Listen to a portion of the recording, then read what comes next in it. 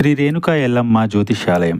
వ్యాపారం, చదువు, ఉద్యోగం, పిల్లలలో జ్ఞాపకశక్తి, రాజకీయం, ప్రేమ, పెళ్లి, సంతానం, భార్యాభర్తల మధ్య కలహాలు, కుటుంబ సమస్యలు, ఆరోగ్య సమస్యలు, ప్రమోషన్, విదేశీ ప్రయాణము, లక్ష్మీ శాంతి, మనశ్శాంతి, భూ వివాదాలు, కోర్టు సమస్యలు, ఆర్థిక ఇబ్బందులు, కళ్యాణ దోషం, భయం, చేతబడి నివారణ, నరదిష్టి, నాగదోషం, చెడు దోషాలకు యంత్రములు ఇవ్వబడును. మరియు ఏ ఇతర సమస్యలకైనా పరిష్కారం చెప్పబడును. స్త్రీ పురుష వశీకరణ చేయబడును. ముఖము చూసి, చెయ్యి చూసి ఏ సమస్యకైనా ఫోన్ ద్వారా జ్యోతిష్యం చెప్పబడును. గురూజీ సంజీవరాజ స్వామి. Phone number 9059468075. కుంభరాశి జాతకులకు రాత్రి 11:25 ఒక సీరియస్ మ్యాటర్ తెలుస్తుంది. ఏమిటి ఆ విషయం, ఏం జరగబోతుంది అన్ని వివరాలు ఒక్కొక్కటిగా వీడియోలో చూసి తెలుసుకుందాము. వీడియో మీకు నచ్చినట్లయితే తప్పకుండా ఒక చిన్న లైక్ అయితే చేసి మమ్మల్ని సపోర్ట్ చేయండి. ఇక ఆలస్యం లేకుండా వీడియోలోకి అయితే వచ్చేద్దాము. ఈ రాశి వారికి ఎన్నో వడిదుడుకులు ఉంటాయి, ఎదుర్కొని పై స్థాయికి వస్తున్నారు. ఈ రాశిలో జన్మించిన వారు ఎన్నో రకాల కష్టాలు ఎదుర్కొని ఉన్నత స్థితికి వస్తున్నారు. ఇలా ఒక్కొక్కటిగా చెప్పాలంటే వారికున్న ప్రత్యేక గుర్తింపు గురించి మనం చెప్పుకోవాల్సిందే. ప్రత్యేక స్థానం సమాజంలో ఏర్పరచుకుంటారు. చిన్న వయసు నుండే కష్టం ఎదుర్కొనేవారు. అయితే ఎదుటి వారికి సాయం చేయడంలో ముందుంటారు. కష్టం విలువ, డబ్బు విలువ, సమయం విలువ బాగా తెలిసినవారు. ఎక్కువగా ఫలితం కోసం కృషి చేస్తుంటారు.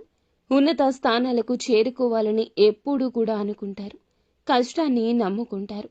అలంకార ప్రియత్వం ఉంటుంది, ఆకర్షణ ఉంటుంది.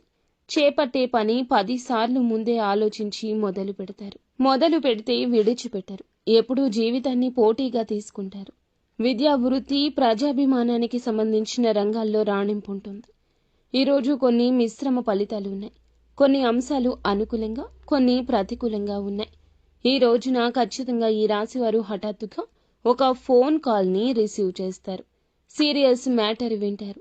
చాలా రోజులుగా ఎదురు చూస్తున్న సమస్యకు పరిష్కారం కూడా దొరుకుతుంది. సాధ్యం కాదు అనుకున్న పని సాధ్యపడుతుంది. మీకు ఒక ఆలోచన వస్తుంది. దానికి సంబంధించి చక్కటి ప్రణాళిక వేస్తారు. ఆ ఫోన్ ద్వారా ఒక చెడు వార్త వినబోతున్నారు.